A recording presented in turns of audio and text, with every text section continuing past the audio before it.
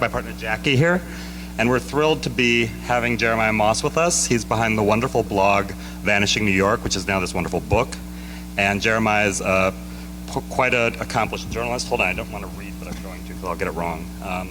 He's written for New York Times, New York Daily News, The New Yorker, The Paris Review. He's also written a novel called The Nostalgist.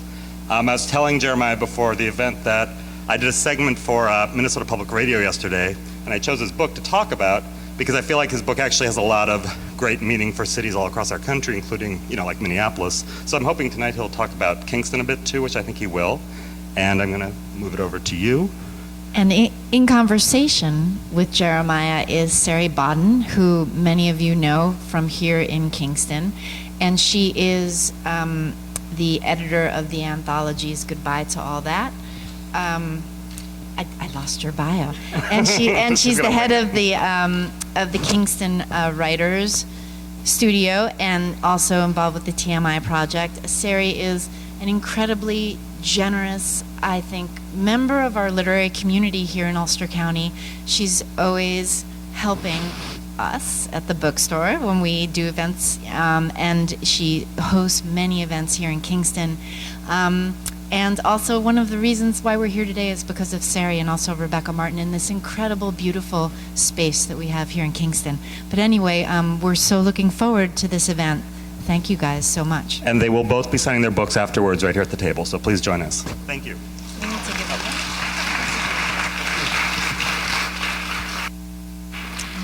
Hi, everybody. My mic went out. Oop. I guess I have to go like that. Yeah, it's in and out. Anyway, hi, everybody, and thank you so much for coming. So, who here used to live in New York City?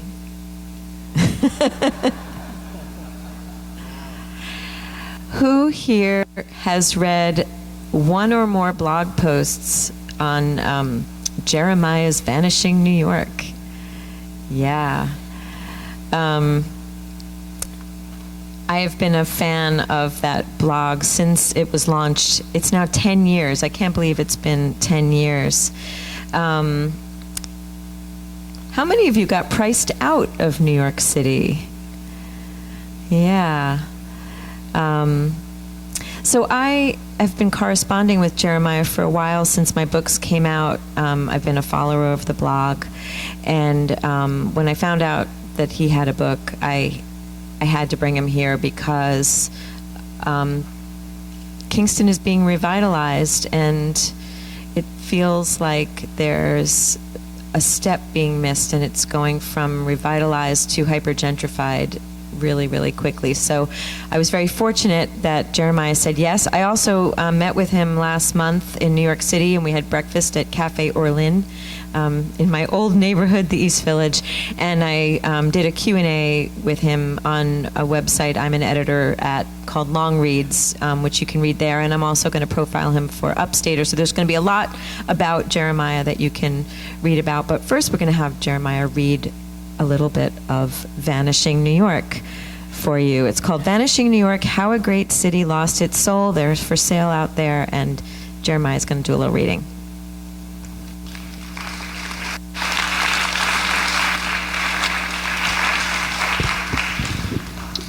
Thank you. Thank you for inviting me. It's been great to know you over years now, right? We've been corresponding for a while. And to the Golden Notebook out there for co-sponsoring. It's really great to be here, and thanks everybody for coming out. I heard there were some monsoons in the area, and some of you braved. You're having a hard time hearing me? Okay, is this... It's really low. Okay, so I have to be like really, really close to it. Okay, this is a little... I'll do my best. So I'm gonna just read for a few minutes from the end of the book, the last chapter of the book, and starting with a quote from the author Luc Sant, who wrote a book on the death of Bohemian Paris, which came out a couple of years ago, and he said, "We have forgotten what a city was." I think that's very true, and that we have to remember. So this is sort of my litany of what a city was and should be. From its beginnings, the city was a place of emancipation. City air makes you free. An expression from the Middle Ages refers to the feudal law that liberated serfs once they'd lived in a city for a year and a day. For centuries, marginalized people have escaped the countryside and found freedom in cities, from enslavement and oppression, the restrictions of rural and suburban life, patriarchy, heteronormativity, and conformity. London urbanist Loretta Lees, writing on the emancipatory city, says the urban idea lies at the heart of many utopian conceptions of democracy, tolerance, and self-realization. The city was open, especially to people and ideas unwelcome elsewhere. Rebecca Solnit, writing on the neoliberalized gentrification of San Francisco, put it well when she said, cities had a kind of porousness, like an old apartment, impossible to seal against mice.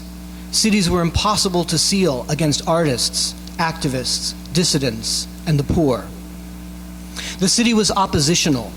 Trafficking in transgression and subversion, it resisted the psychological safety and familiarity of mass culture. Marxist urbanist Henri Lefebvre called the city a place of desire, permanent disequilibrium, seat of the dissolution of normalities and constraints, the moment of play and of the unpredictable. People did not go to the city to find the normal and the known. The city was public. Resisting privatization, it provided an accessible arena in which people could meet and mix to create and share ideas, often with a larger crowd. These ideas might be threatening elsewhere, but the city could hold them. Cities, wrote sociologist Saskia Sassen, are the spaces where those without power get to make a history and a culture. But this cannot happen in what's become a privately controlled office park. The city was diverse. Even in its most central arteries, it provided space to live and make a living for countless types of people, various classes, colors, and characters. It was supportive of the small and local, where diversity flourishes. The abundance of mom-and-pop operations gave the cityscape its unique character and provided space for many odd ways to make a buck. The city was affordable. When people are not working for just the rent, they can take risks, creatively, sexually, professionally, and politically. They can speak up. They can choose meaningful, often lower-paid work that helps others, like social work, teaching, nursing, and firefighting. Affordability allows people to continue small family businesses. In the affordable city, small was sustaining to the individual and the wider culture. The city was democratic. Its people were not primarily consumers, they were citizens, active participants in shaping their environments. As Jane Jacobs wrote, cities have the capability of providing something for everybody only because and only when they are created by everybody. This may sound like I'm describing an idealized utopian city that never existed, but the way I see it, this city did exist, not completely, not consistently, but enough to make itself profoundly felt and known.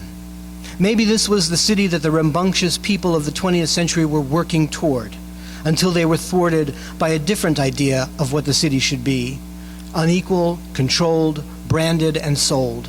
That city, rigged for the fortunate few, is not just. And the ideal city, if we're ever to reach it, must be just.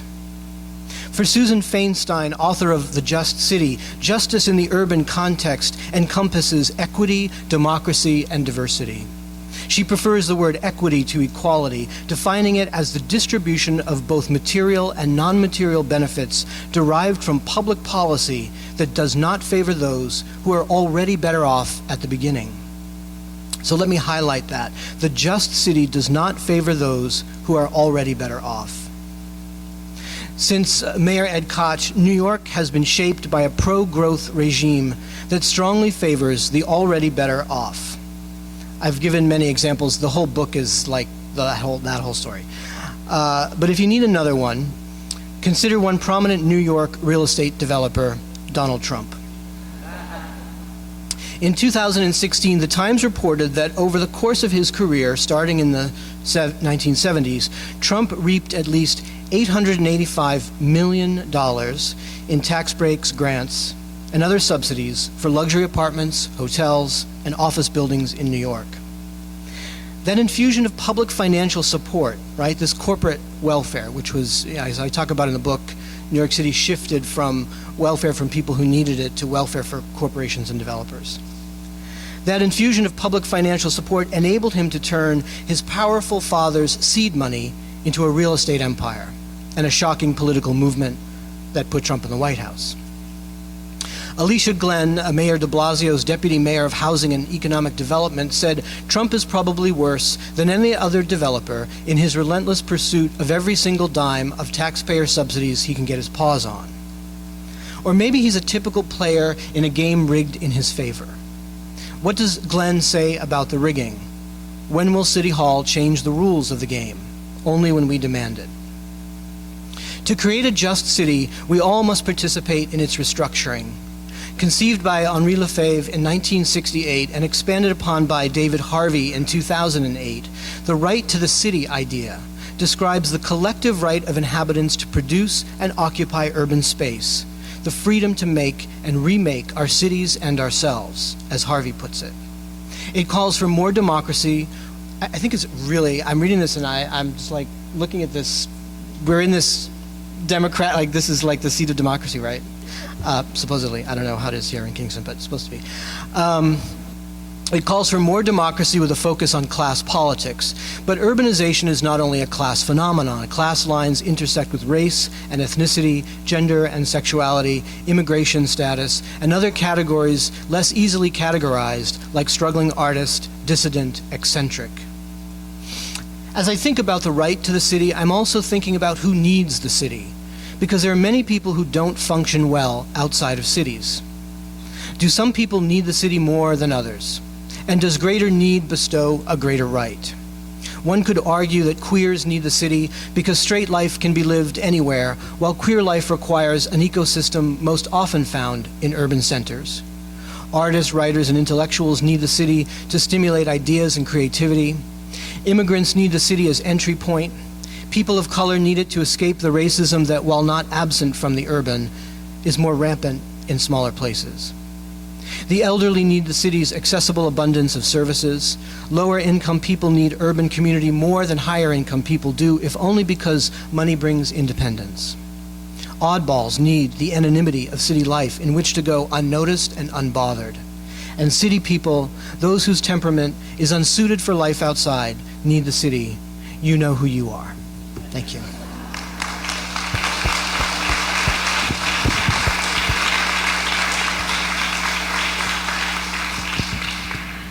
That was great.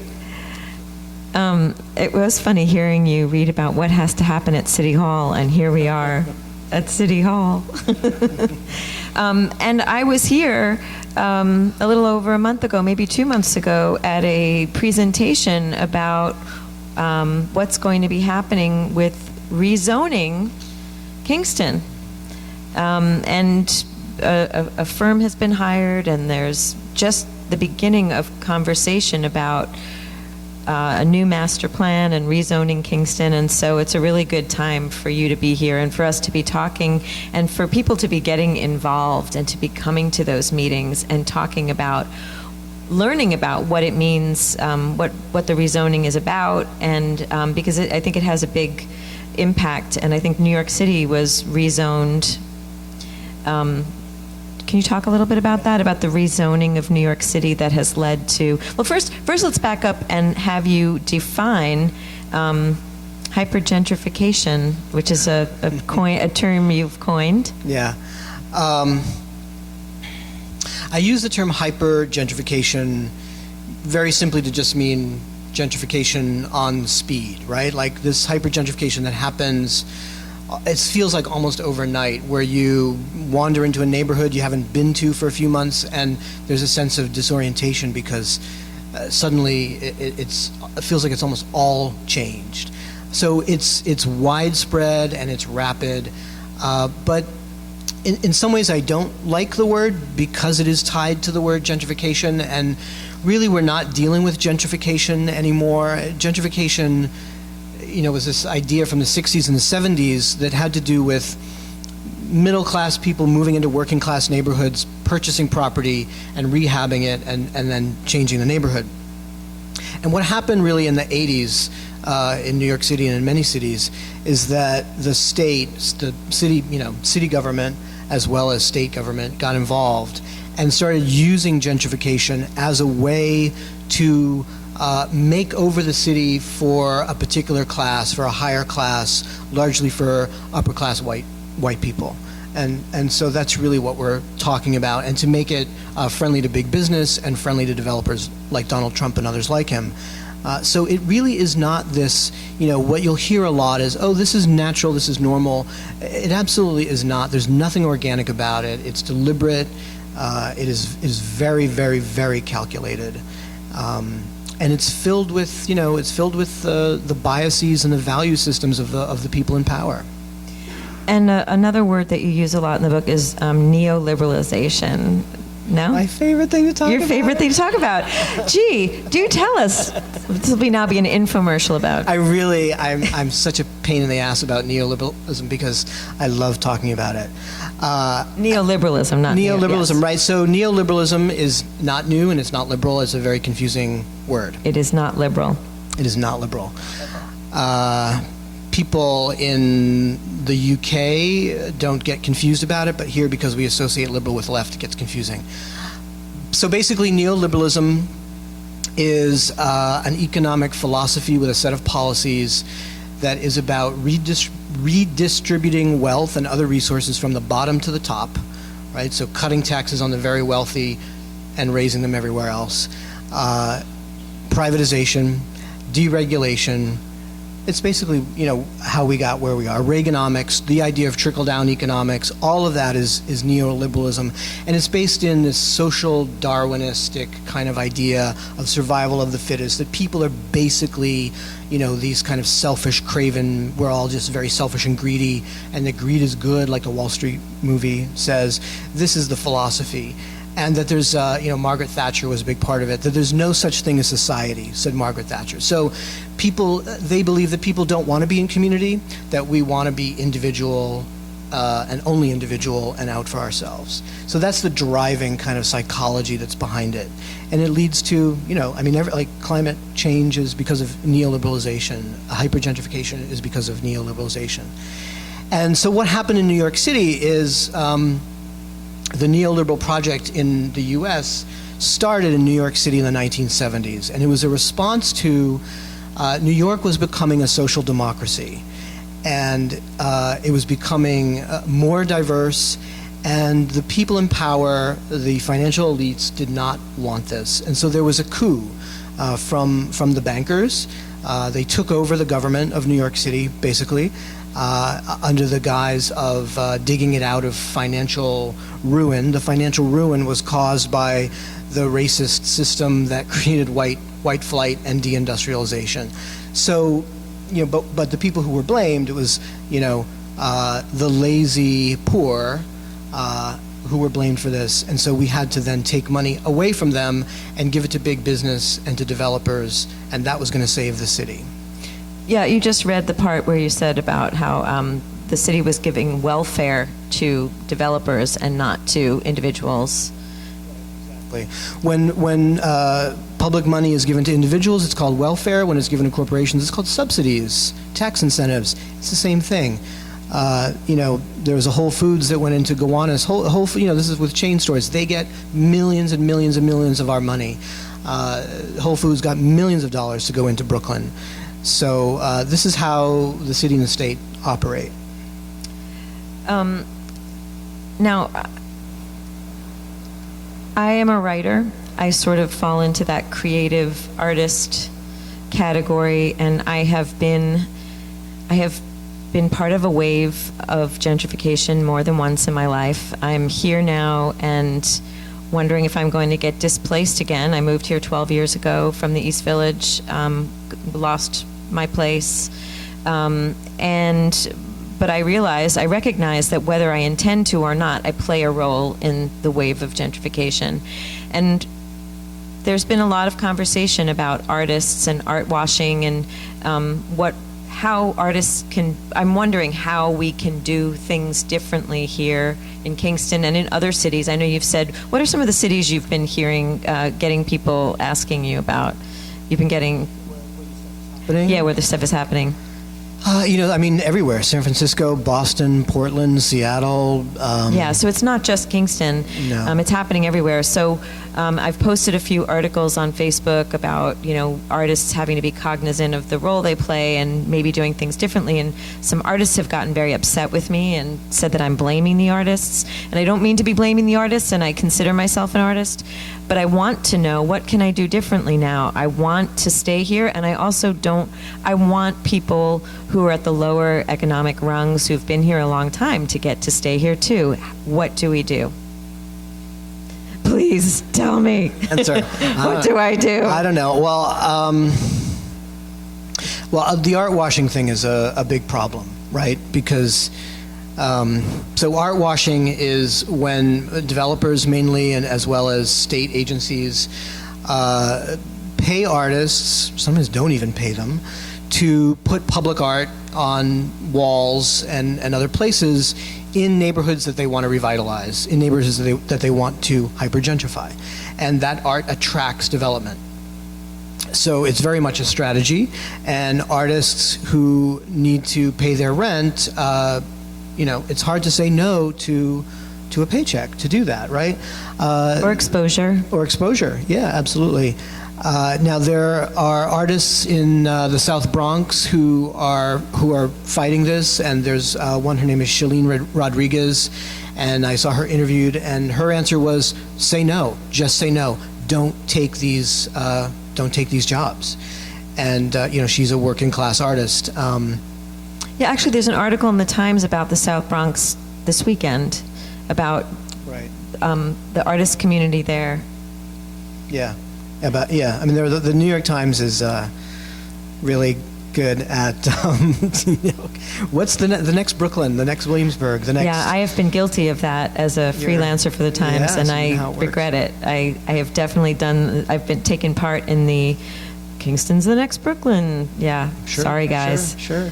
Yeah. But the artist thing is hard. Rebecca Solnit, whose writing I really admire, writes a lot, has this great little book about gentrification in San Francisco, and she says, when she talks about artists, she says, young girls get followed around by creeps, but they're not asking for it, and artists get followed around by creepy developers, and they're not asking for it.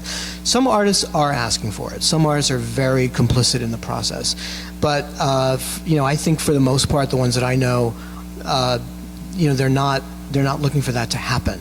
So the problem is that it's very easy to scapegoat artists, and also, gays and lesbians and increasingly trans people too, get scapegoated as these super gentrifiers who are attracting developers. And I think that we can get kind of tangled up in that conversation, and it's an important conversation, but it does exactly what they want us to do. They don't want us to look at them. They don't want us to look at the policies. They don't want to look at the rezonings. They don't want us to look at the neoliberalization of cities. They want us to look at each other, and they want us to fight with each other. And so, that works for them. But I also think that we need to be active. Yeah. I feel like we need to be going to meetings, city meetings. I feel like we need to also be standing up for the people who are going to get displaced faster than we are.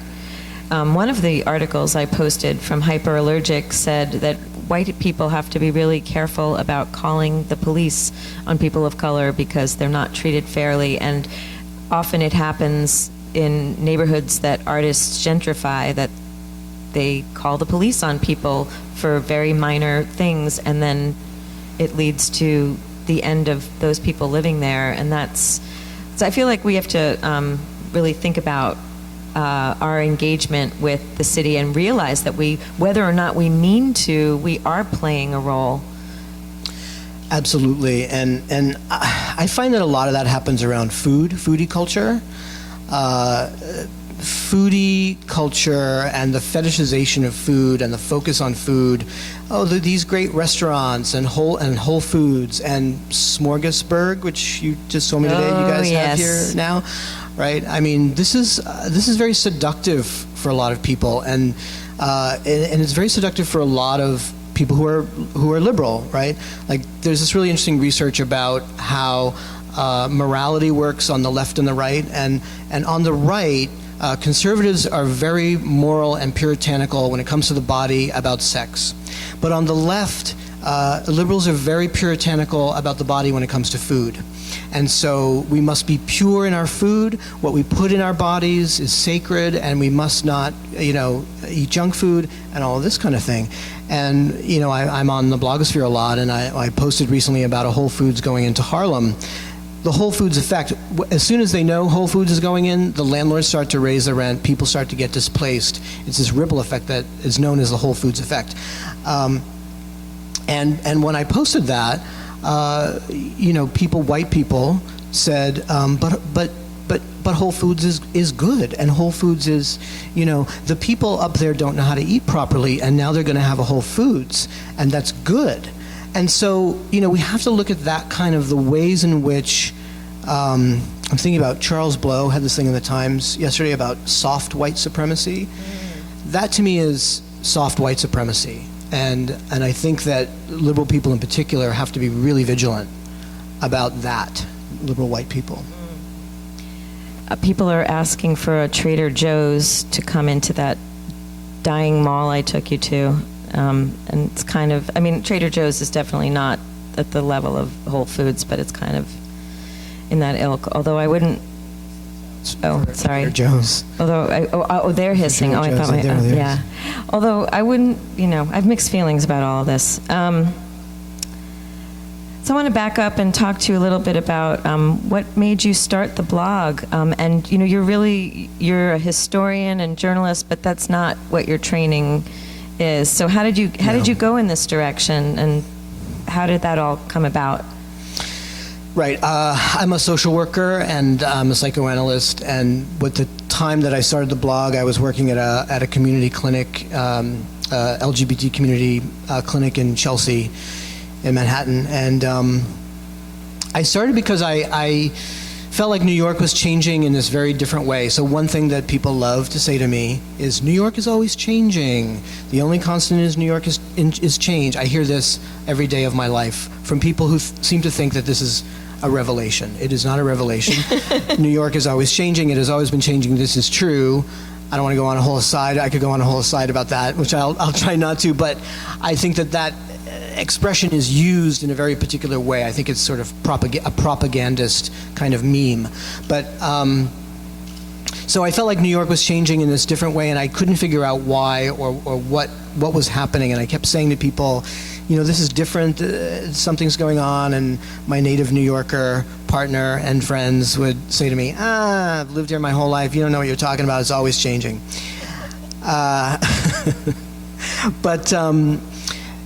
So I started the blog really for myself because I was grieving and I was confused and I didn't know what was going on, and I had pictures, and I'd always been a compulsive keeper of journals, so I had notes from the years of different places, and I wanted to just put them somewhere, basically.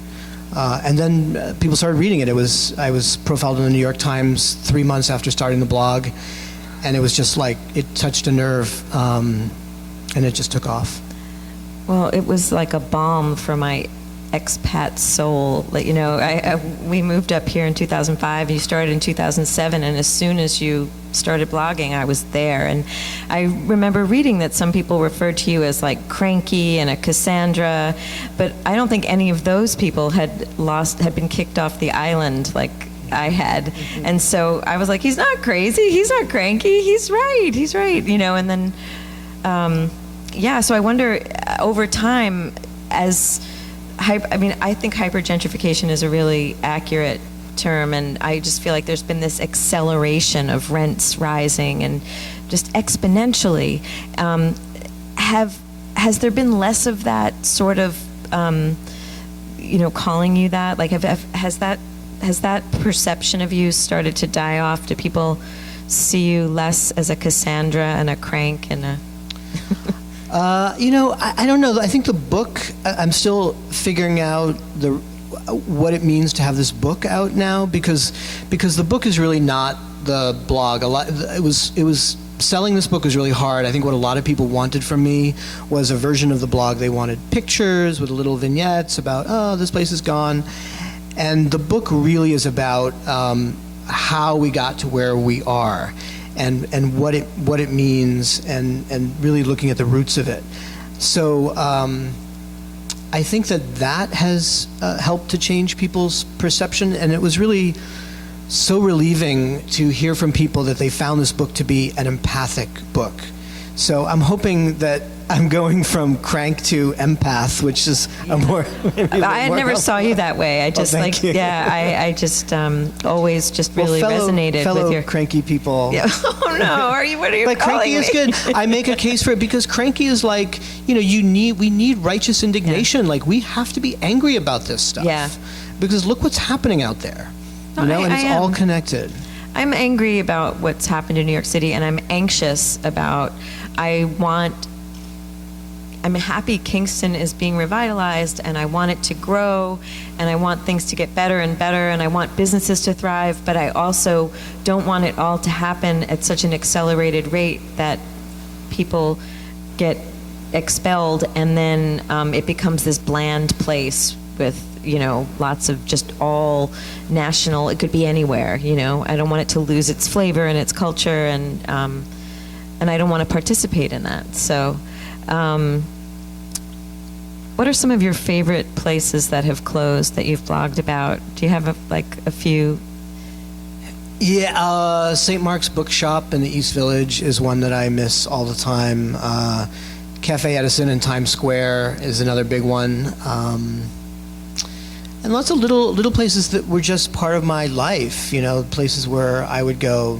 A little diner on Bleecker Street called Manitus that catered to the LGBT community, mostly after hours. It was a place, just these kind of places that were very welcoming, affordable, democratic. That's what's being wiped away. And what's replacing it is this monoculture. Bleecker Street, I write about Bleecker Street in the book. From 4 blocks of Bleecker Street, there were 44 small businesses. Within 5 years, they were all gone. And they were replaced by luxury shopping mall chain stores. There was something like 4 or 5 Marc Jacobs. It was crazy, that whole Marc crazy. Jacobs. Yeah. Yeah. And now... And Ralph Lauren and Marc Jacobs. Ralph Lauren and Intermix and all this stuff. And now they're all going because there's this thing called high rent blight, where there are all these empty shops. And that's really where hypergentrification ends up, is the rent is too high, and not even the luxury chains are going to stay anymore. So you get this blighted, these dead streets, and that's what's happened there now. Are you the one who made the T-shirt, more Jane Jacobs, less Marc Jacobs? No, I wear that T-shirt. I need but I that didn't make T-shirt. it. I know, I it's need great. that T-shirt. It's great. Yeah. Well, I think it would be good if we opened up the questions to the audience.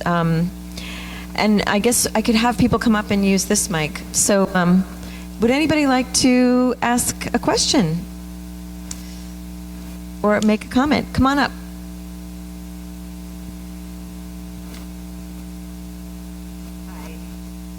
Hi. I'm just curious, wasn't it Giuliani who allowed the big box stores into the city? And was that, do you feel like that really increased the hyperness of the gentrification? Sorry.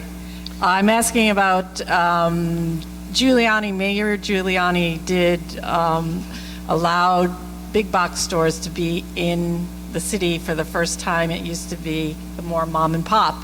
And so I wondered how you felt about, or what you felt that indicated in terms of the speed of the gentrification. Sure.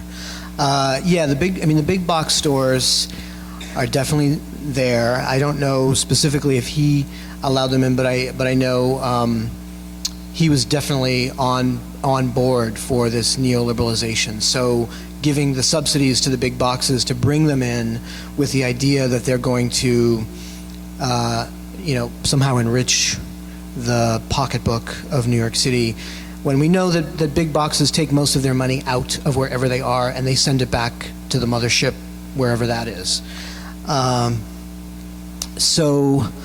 Bloomberg also really wanted Walmart to come in, and a lot of New Yorkers fought that one, and we were able to keep Walmart out of the city. I mean, Walmart is one of the worst offenders of this stuff. But but that's, I mean, there's also this weird cultural thing. I mean, I think, everybody shops at chains some of the time. I do as well. But there are these new New Yorkers who they love the chains, and they express this incredible love. Like, I talk about it a lot in the book, but there's this one scene where Chick-fil-A moved into Manhattan, and Chick-fil-A is, horrible, right? And there was a young woman I think she was from Georgia, and there was a line around the block in the pouring rain to be the first people into Chick-fil-A. And she was interviewed for like the New York Post or something, and she was crying. And she was saying, I've waited so long for Chick-fil-A. I took the day off from work, and she was sobbing because she loved Chick-fil-A so much and wanted it in Manhattan. And I think there's something, what the fuck, right? Like, I get it. Maybe you like, there's one thing to be like, I like this place, but I'm going to keep it kind of quiet. But to sob and wait in line, and this is what is going on. And I think it's kind of like going back to the neoliberalism thing. This has become the norm, right? Like, and people will say, it reminds me of home. It reminds me of the suburbs. There was another interview with a woman who went to the Target store in Brooklyn because the smell of baking cookies reminded her of home. And I'm thinking, these cookies are not baked by your grandmother. These are Target. It reminded her of the Target back home. So there's been this perversion of home, this perversion of what is authentic, what is intimate, what is real. And that's really gotten into our heads in a way that has to be, we all need to like do some work to get that out. Definitely. I want to mention something that I forgot to bring up, which is that something that's coming up about rezoning. It's been brought up twice at two different meetings I've been to. They're talking about, right now, there's a law that if a developer has a building with 5 or more units, 20% of them need to be affordable housing. And there was someone brought up the idea that, well, maybe we can just get these new developers and mention one by name who's buying a lot of buildings. Maybe we can just have them put into a fund, an affordable housing fund, and we can have the affordable housing on the outskirts of town. And that's something that happened in New York City, right?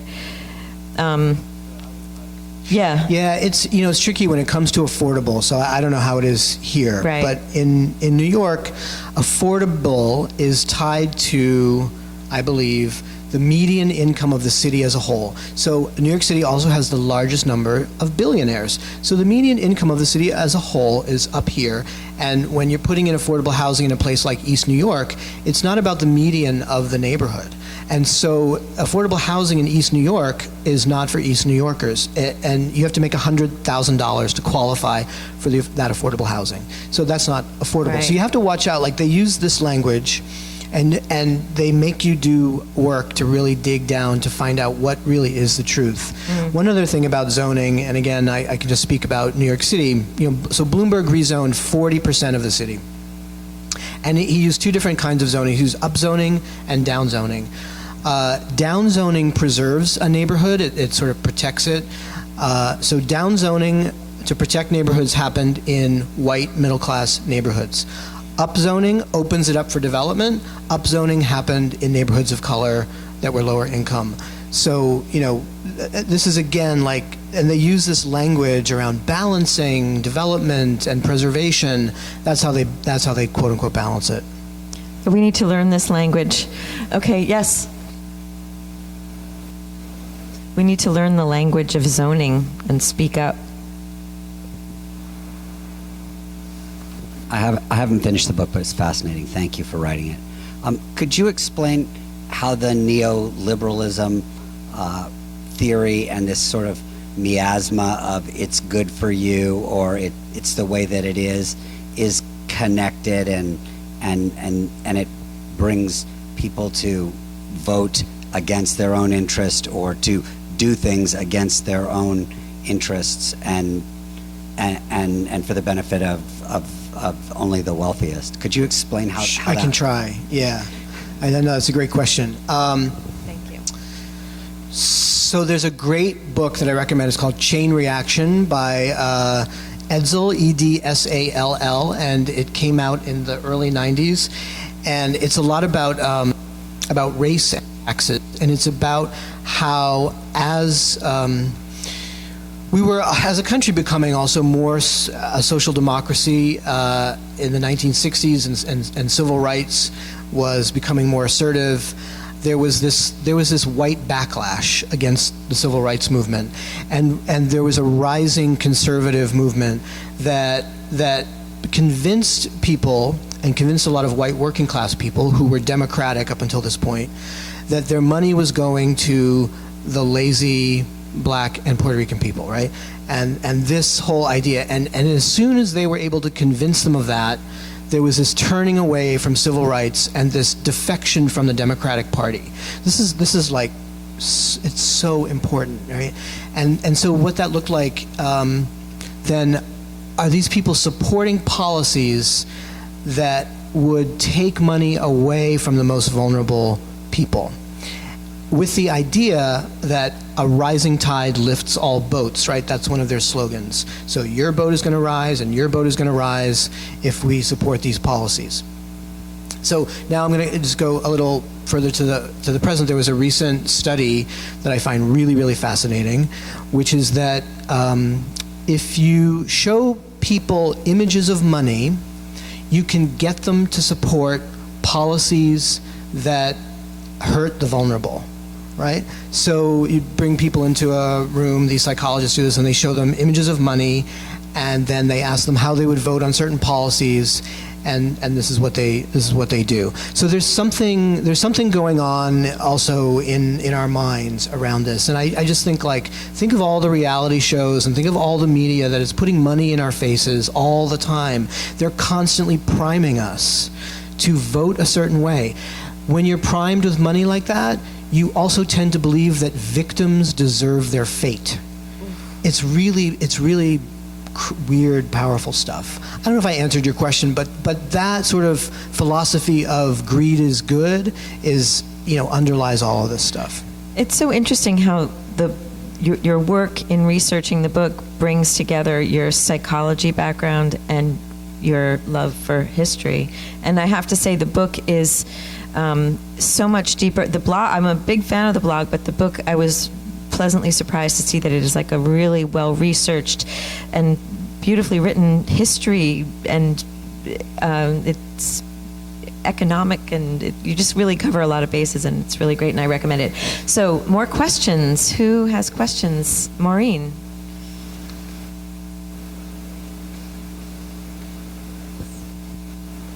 So, just in my generation, can this work? In my generation, I feel like I've seen such a dramatic change in the city. My parents lived in Greenwich Village from 1950 to 65. They were raising my sister and I on one person's income. My father's income was modest. He was raising a family of 4 in Greenwich Village, 4 blocks away from Gramercy Park. I mean, you know how impossible that would be now. So has there ever been an example, or can you even foresee a way that a city as even close to as big as New York has ever or could ever go through that kind of change and return to being a place where actual working class or lower middle class or middle class people could actually live and raise families? Right. Can we go back? Can we go back? I think we can go back by going forward. I recently read Naomi Klein's new book, No Is Not Enough, which I recommend. It's mostly about Trump and how we got to Trump. But she's a great writer, and she's a Canadian, and she's part of this project in Canada that is about, it's going to be hard for me to explain, but they've written this kind of manifesto for how to be progressive, but without going backwards, but sort of going forwards by using bringing together race politics, class politics, and all of it, and not splitting that stuff up, right? And I think that's so important. So I think, I think we are in a revolutionary place right now. It's a scary time, but the stuff that's going on in New York, the neoliberalization of America started in New York City. So the more democracy, it really is about more democracy. So the more we fight for more democracy, for more citizenship, the more we can change the larger system. But that's where it has to be changed. I've tried to fight for small businesses. Fighting for one at a time doesn't work. Fighting for scraps of affordable housing, it just doesn't work. I kind of have given up on that stuff. It really, it raises the awareness of it, which is great, but without getting at the policies that are creating this, nothing's gonna change. Thank you. This fellow here. Hi, I'm a small business owner, and that's just like a little bit of an aside. But one of the things that happened in Kingston was that IBM was like this anchor business that was here for decades, maybe 2 generations maybe, and then they pulled out, and at the same time malls came in and sort of pulled businesses out of their main areas like Uptown Kingston, Midtown, and put them in the malls, and now the malls are failing, and then now you got Amazon, who's like, people are no longer shopping, people are no longer frequenting retail spaces in their communities because they can get it cheaper at Amazon. And I've been reading local news articles of people who are trying to open businesses, trying to be like functioning members of their community, and they can't compete because they're going to shop in this store, but they're going to buy on Amazon. And I'm just wondering what your comments are about that with the big box store concept, and what could be done to either slow it down or change it, or what? Amazon's tough, right? I mean, they're a monster, and I don't know how regulated they are. They're probably not very regulated. I don't really know the ins and outs of that part. But the other part about shopping online is it's not just convenient and cheaper, but people don't have to deal with human beings. And this is really like going to the psychological piece. I was talking to a young woman recently, early 20s, but she didn't grow up in the US, she grew up in Morocco, and she was commenting on her peers, and she works in the tech industry. And she was telling me that her peers say to her, we're ordering through Seamless to get our food because we don't want to have to talk to any people. We're afraid of people. Like, they say these things. So to me, this is part of this dissolution of community. This has been this attack on human bonds, right? Where people are more comfortable, with the screen. I mean, we know all that, right? And with Amazon, and but not even picking up the phone to say, hey, I want, can you send me a pizza? But doing it all on the screen, because talking to another human being is too destabilizing or something for people. So I don't know if that answers your question, but I do think that there's a connection there. And the other thing is, I hear a lot in New York when businesses close, people say, oh, it's because of Amazon. It's like, yeah, Amazon is taking a big bite, but businesses in New York have survived a lot of bad scenes. And if the rent is affordable, they will survive Amazon too. But what's happening in New York is that businesses are getting their rents are hiked, sometimes a factor of 10. It's insane. I know that I personally crave the experience of going to stores, interacting with people. I'm hoping that there are more people who feel that way. There's a Yiddish word, it's called schmying. Like, you go around and you browse and you talk to people, and hopefully you buy some things. And I hope that there are people who are tired of just looking at their screens and ordering from Amazon and Seamless. I mean, not that I don't order from Amazon, I do order some things, but I'm also very excited. I've just learned that a bar and bookstore is going to be opening on the corner of Crown and John at the Academy in November. Sorry, guys, at the Golden Notebook, but actually it's probably good. It's good to have more independent bookstores, so that's good news. I'd love to walk into a bookstore, but yeah, hopefully other people feel the way I do too. It's one of the things I love about going to visit New York City now, is that there's so many places for me to walk and bump into things and people and ideas in shops. So they're better for your mental health and for your physical health, right?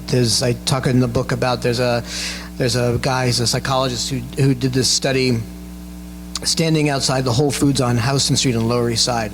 I bash Whole Foods. I hate Whole Foods, but they deserve it. The CEO, I mean, you should look into him. What he did was he put these skin conducting bracelets on people, and he had them take notes about their emotional state. And when they're standing in front of the Whole Foods, so these big boxes, they're very sleek and generic, and there's not a lot to look at.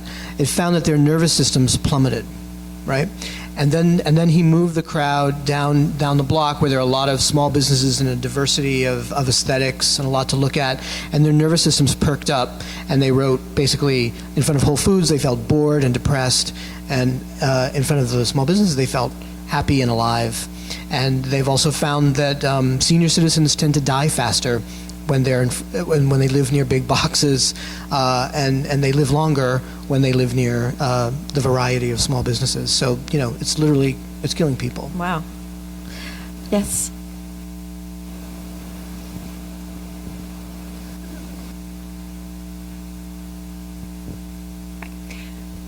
Can you hear me? Okay. I'm a preservationist, historic preservationist by training and by profession. And I got my first experience in New York City. I actually still work part-time in the city doing preservation-related work. And in fact, I gave you an award in 2016 at the HDC Grassroots Awards, but you weren't publicly known yet. So congratulations. My question is two-part. One, it's kind of been the unfortunate role of historic preservation as a public entity agency in the city to be sort of a stopgap measure for new development projects. So we have, when controversial projects come to the commission, a flood of concerned residents come and protest because it's their one real opportunity to stop a major project from happening that what sort of given the blessing a long time ago by zoning. So my first question is, this is really a zoning problem, as your book talks about. What are good tools, zoning tools, for curbing the sort of runaway development that we see in our cities? And two, preservation, the creation of historic districts, what role does that have in mitigating or encouraging the sort of change that we're seeing in our cities? If I can answer your questions.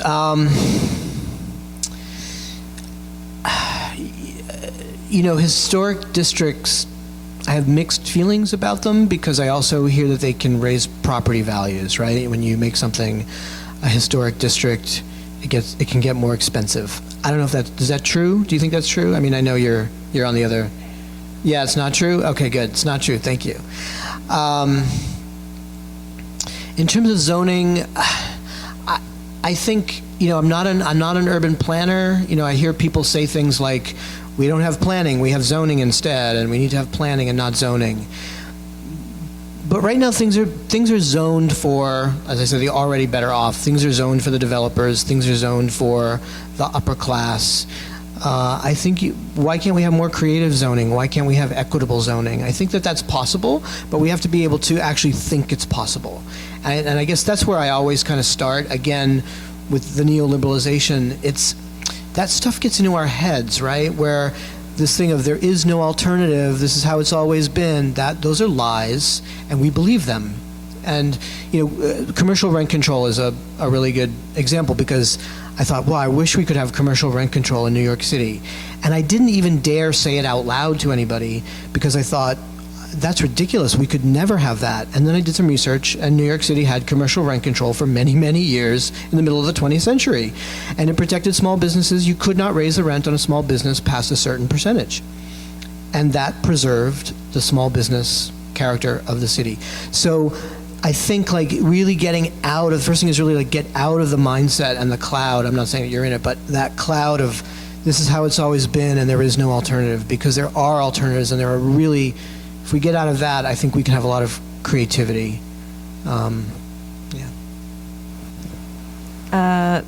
There, and then Stephen, and then we'll wrap up. So you.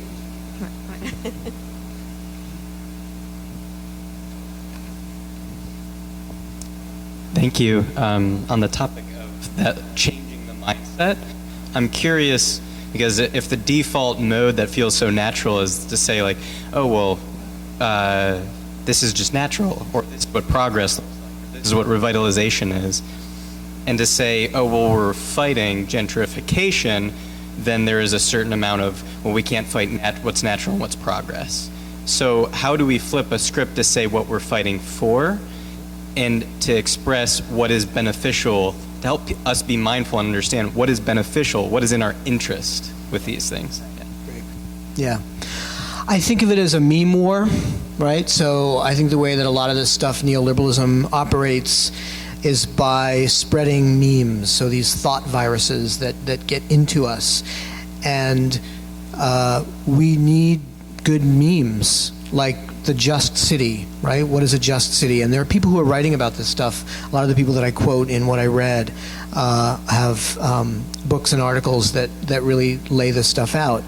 But that a city should be just, and that a city should be open. I think the sanctuary city movement is that's a great start. Cities as sanctuaries, it's about immigration, but it's also about cities as sanctuary spaces for maybe lots of people. That's good. It's good to have cities that are open and diverse and creative, because that gets disseminated out into the broader culture.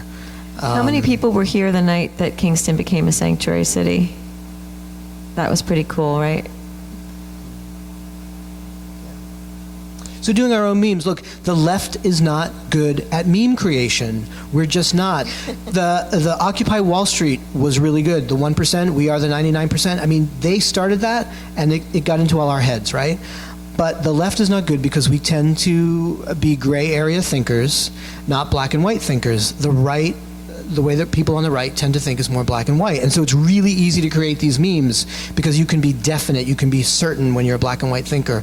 When you're a gray area thinker, you're like, meh, it was like this, but then it gets complicated, and we gotta, no, that's not working. Stephen.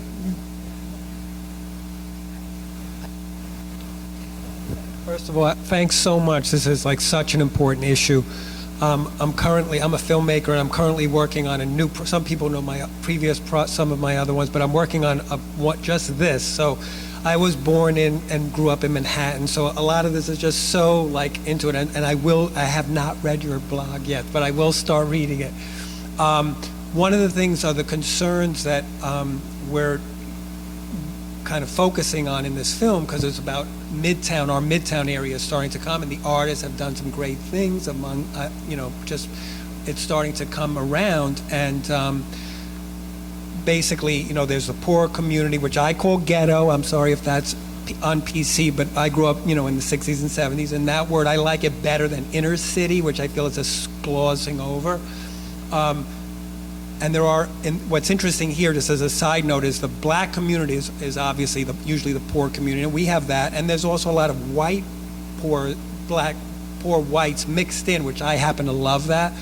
But the problem is, because I've also been interested in this for the last 40 years or so, is how do you get them to be more activist? Because unless, like in this room, how many people live in the ghetto of, and I don't mean like the fringe of, because I also own a house on the fringes of the ghetto in Kingston, but really in the ghetto. And where are those people now? How are you going to get them to be, activists, so that I think the change, because they're so large part of the population in the United States, they don't come out to vote, they don't come to meetings and that kind of thing. So I think that's I'd love to, I know that's a rhetorical question, but if you have any ideas. Well, I mean, in New York City right now, really the people who are on the front lines, the frontline activists, are mostly people of color in Brooklyn and the South Bronx, and that's really where it's happening. The white population of Manhattan has kind of shit the bed on this issue. I mean that, So I don't know about Kingston, but I mean, this stuff, this